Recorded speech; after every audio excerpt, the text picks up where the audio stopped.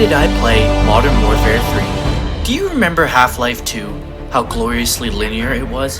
How its pacing shifted from intense action to calm puzzle solving? How it actually trusted the player to figure things out on their own? Well, that era is a distant memory, with brief flashes of brilliance every now and then, like Far Cry 3.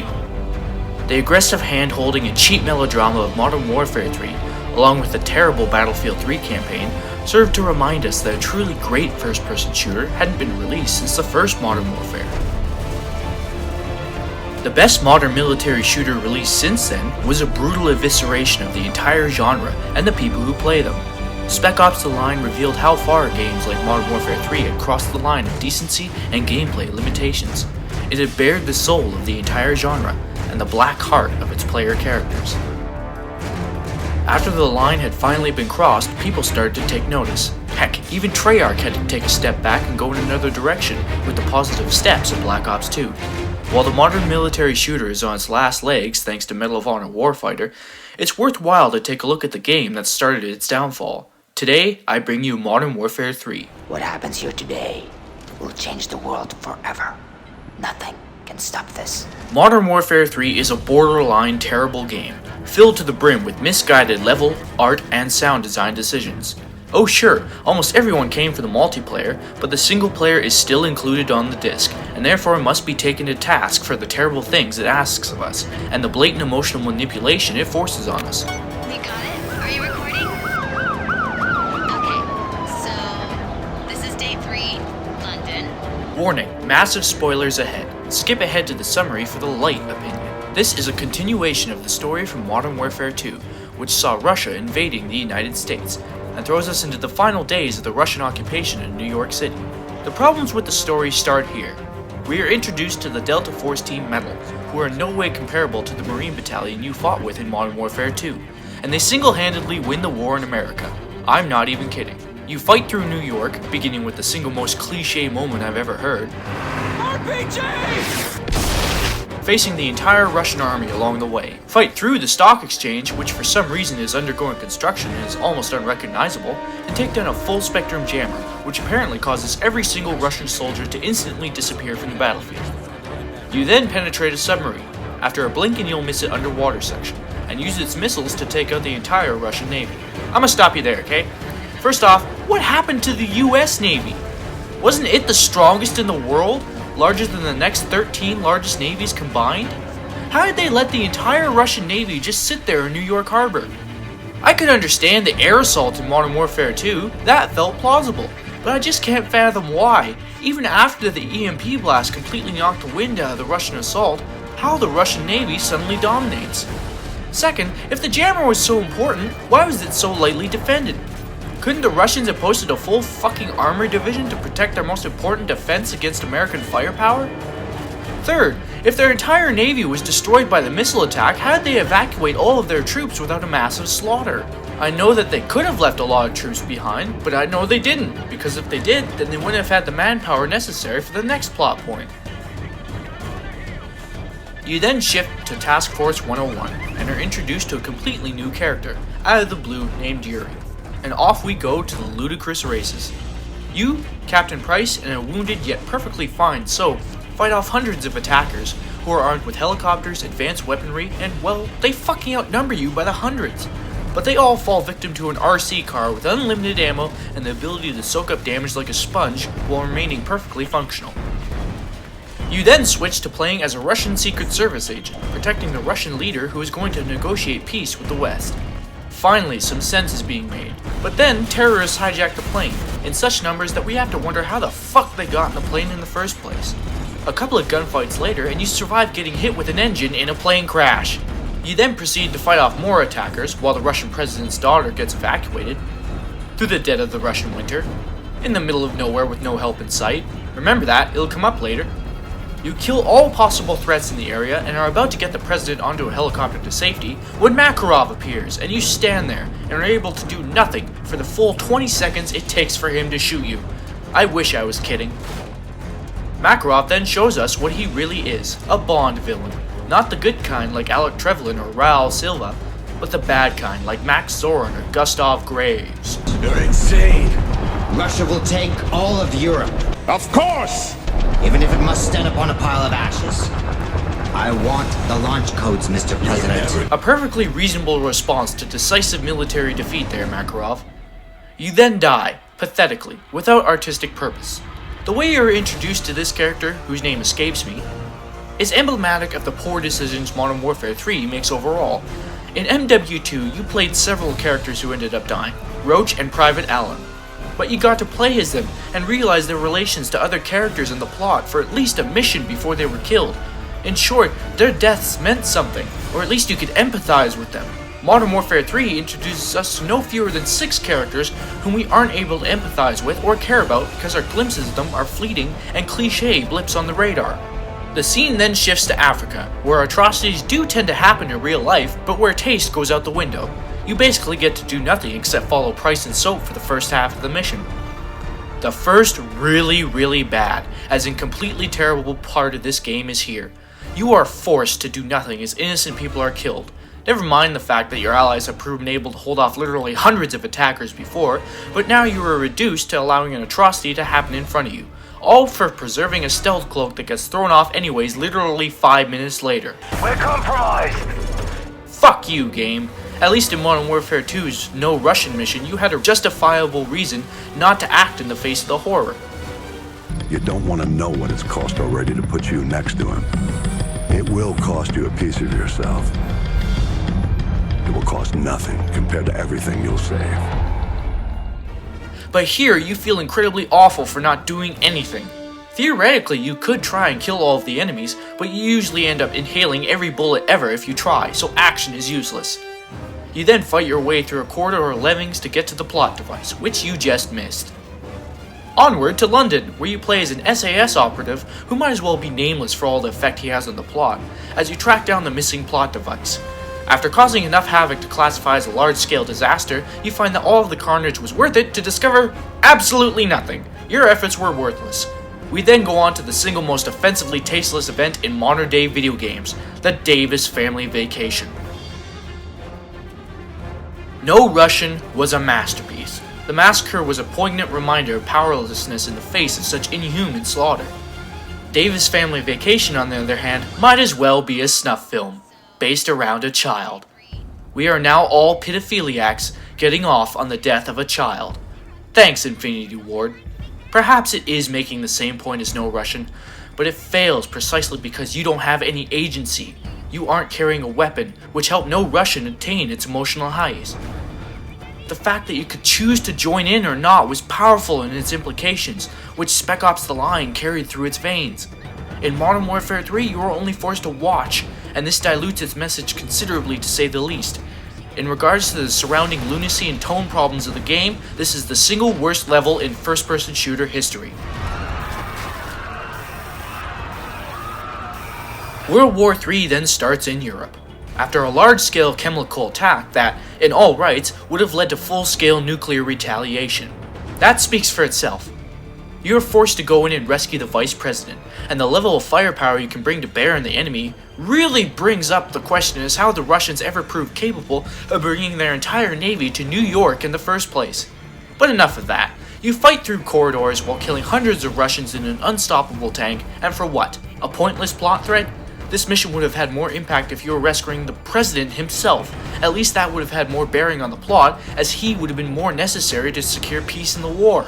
The next mission is the best in the game, as you go after the man who shipped the chemical warheads to Europe. It's a fast-paced, chaotic mission that really should have been the template for the game to build off of, but sadly it's short-lived. The scene then shifts to Paris, where the guy who built the chemical weapons is hiding right inside an Allied city for some stupid reason.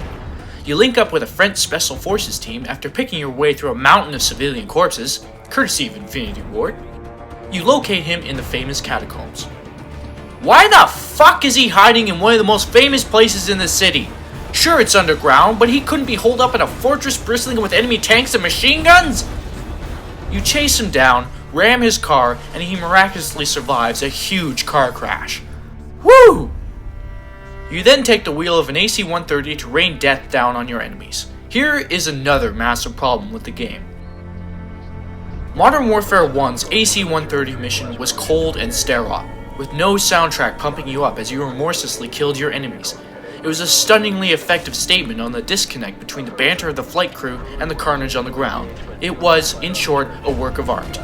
Modern Warfare 3's approach is to flat out glorify this sort of bullshit with soaring music and a frankly ridiculous amount of enemies to utterly destroy with impunity. It's stupidity on a level normally reserved for the worst porn films, and that's really what this game is. Pure, unadulterated action porn. You shift between the AC-130 and the Delta team on the ground until you reach a bridge, with a nice view of the Eiffel Tower. Wait, oh no! Surely you're not going to push the boundaries of taste again by destroying a national monument, and then glorify it. Fuck this game.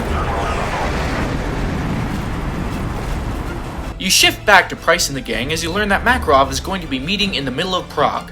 You encounter another moment like the one in Africa, but the moment is not as terrible because you can't hold a weapon while swimming. Well, that's my excuse and I'm sticking with it. Anyways, you hook up with the Resistance, led by a familiar face, and strike off into the city to intercept Makarov. Of course, this serves as a thin justification for launching a full-scale attack on the Russian forces in the city, with disastrous consequences for your allies. It starts off stealthy, but instead of reliving the brilliant Chernobyl level once again, you are just led along on rails, with no real input on the situation, until all stealth is thrown out the window. The Russian forces seem to be a little too keen on gunning down civilians in this level, you know. Anywho, after a huge battle, you make it to a church across from where the meeting is to take place. The next day, Makarov arrives, despite the obvious security risk of the Resistance having just fought a large-scale battle right next to the location, and gains the power of clairvoyance, having captured your friend, somehow. He thought of everything, apparently. He even deduced the exact room of the exact building you'd be in, and lined it with a shit ton of explosives. Wait a minute! Yuri and Soap are trained operatives, the best in the world, and they didn't think to check the room for explosives or that it was secure? You pick up the wounded Soap and gain the ability to dodge every bullet in the world, despite not having that ability during normal gameplay.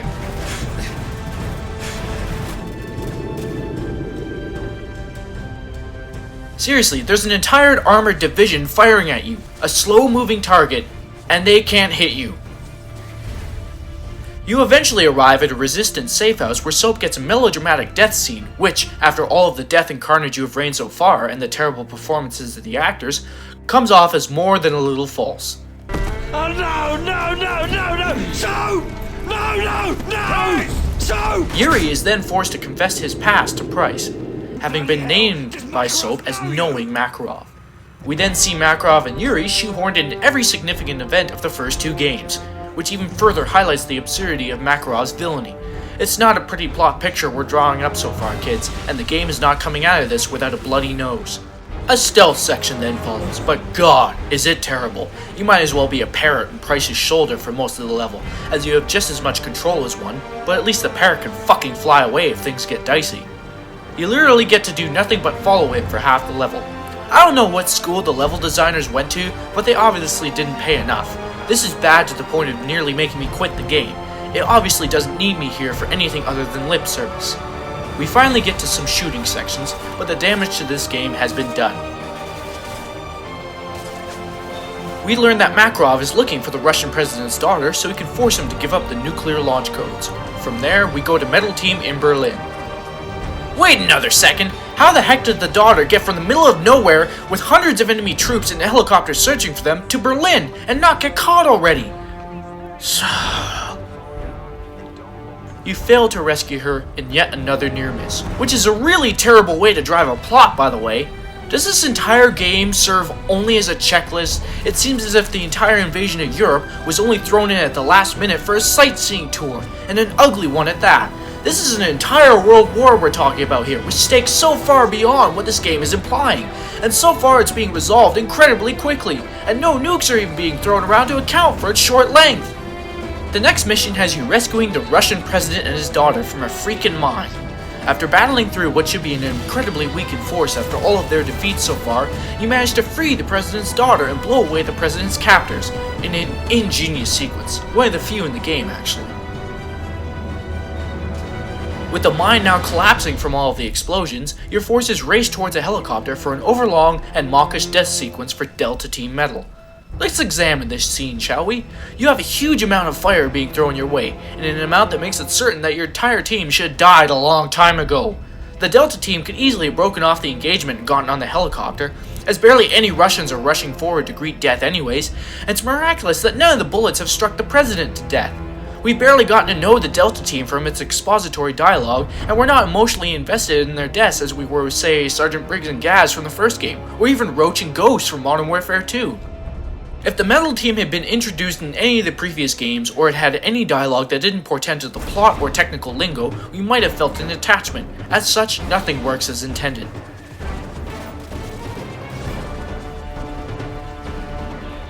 The Russian president then signs a peace treaty with the States, neglecting the fact that they launched what were effectively WMDs on civilian population centers, and not even on American cities, but on nations with their own independent nuclear arsenals, which would have been right to have launched nuclear strikes on Russia for such acts. But alas, we dredge our way towards the final mission, where Anticlimactic doesn't even do justice to the events. Price and Yuri assault a hotel in Dubai wearing Juggernaut uniforms and shoot their way to an elevator. A helicopter, after being shot down, hits your elevator. Wait, again? Helicopters do not do this. It's preposterous in every sense of the word. Jesus. You rebound from that stupid moment to get shot at with rockets and transform the game into a QuickTime bonanza. After downing the helicopter that Makarov tried to escape in, you find yourself at gunpoint. Now here's the final insult. Yuri saves your life, but gets killed in the process. Here's where it would have been appropriate to get at least some acknowledgement of his sacrifice, but it's one of the few things not rammed into our faces, so I guess developers didn't care about this character in any way. You QuickTime your way into hanging Makarov and light a cigar. And that's it. A man who set the world ablaze with war and should rightfully stand trial. And that's it. Continue to Spec Ops? No thanks. In brief, this is a terrible excuse for a story in a video game. Too many plot holes, utter garbage for dialogue, terrible characters, and shocking lack of awareness, and no sense of closure makes this one of the more reprehensible video game narratives ever put to code. The biggest problem, however, is its bizarre tonal shifts. It wants to be super serious, but then has us facing a Bond villain. It wants to show real-world implications of violence, but then has us mowing down hundreds of Russians from the safety of an unstoppable airplane. There was so much potential here, with the whole world going to war, but this campaign, which clocks in at about 4 to 6 hours, is too short to take any advantage of its setting. The compressed time frame also exacerbates the tonal problems and makes them unforgivable.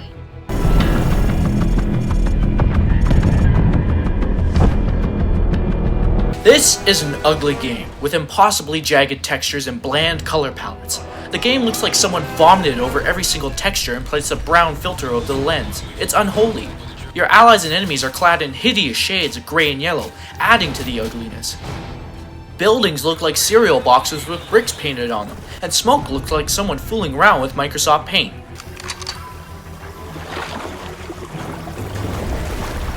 There's seriously a spark effect that looks like it was made with the airbrush tool. There are whole sections of this game whose assets are ripped from previous games with no effort to disguise them whatsoever. There's nothing memorable about any of the levels, with most blended together in a gray-brown mass. Make no mistake, this is one of the absolute worst looking AAA games of this generation. Your world as you knew it is gone. How far will you go to bring it back? Recycling is a noble goal. It helps save resources and helps heal the planet, except when it causes me to actively root against it in principle because of this game. I realize that, on a yearly release schedule, there isn't a way to totally recreate every single sound in the game, but come on, there are sounds in here reused from the fucking World War II Call of Duties. Every gun sounds the exact same, explosions sound the same, even the hyenas sound the same as stuff from Modern Warfare 2, and I thought that game had great sound design. But now that I've played through this monstrosity, Modern Warfare 2 comes out looking worse. Thanks for ruining your previous games for me, Infinity Ward.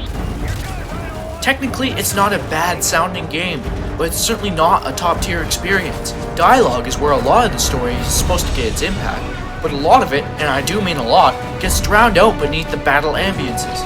As a result, the story suffers. Some top-notch voice talent was hired for this game, but aside from Timothy Oliphant as a snotty sniper, no one comes across as memorable or particularly inspired. The worst characters are Makarov and Captain Price, who spew platitudes and flowery dialogue as if they know what the words mean, but can't quite grasp the subtleties. There's a simplicity to war. Attacking is the only secret. Dare, and the world yields. Money can buy many things, even power. The road to our future begins here, my friend. The music by Brian Tyler comes off a bit better though. It actually tries its best to do something memorable, but it tries too hard to recreate Hans Zimmer's sublime score from Modern Warfare 2, which is still one of the best soundtracks of all time. As a result, it just kind of fills the sonic spaces, with the heroic theme being used way too much for it to have much impact.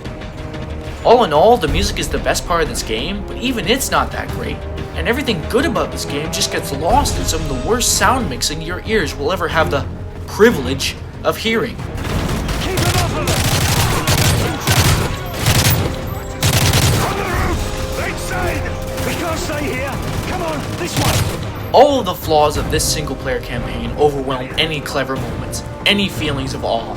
This is flat out one of the worst examples of the modern military shooter. It vindicates games that condemn it and offers no defenses other than, "It's just a game, dude, turn off your brain." There are many other nitpicks and major design flaws I can point out, but I'm not one to kick sorry sacks while they are down. This is reprehensible in every fiber of its being. This is one of the worst video games ever made. Period. P.S. The multiplayer aspect of this game did give me my money's worth initially, but with the declining population of this game, not to mention its lag compensation issues and overall bland gameplay, it's probably not worth it to delve in nowadays. Spec Ops, the mode, not the great game, is alright. It's not great though, but it will kill some time. Ironically, it could be the mode where you can get the most value out of this piece of tripe. With Black Ops 2 surpassing it in every way, this game deserves to be buried by the tides of history.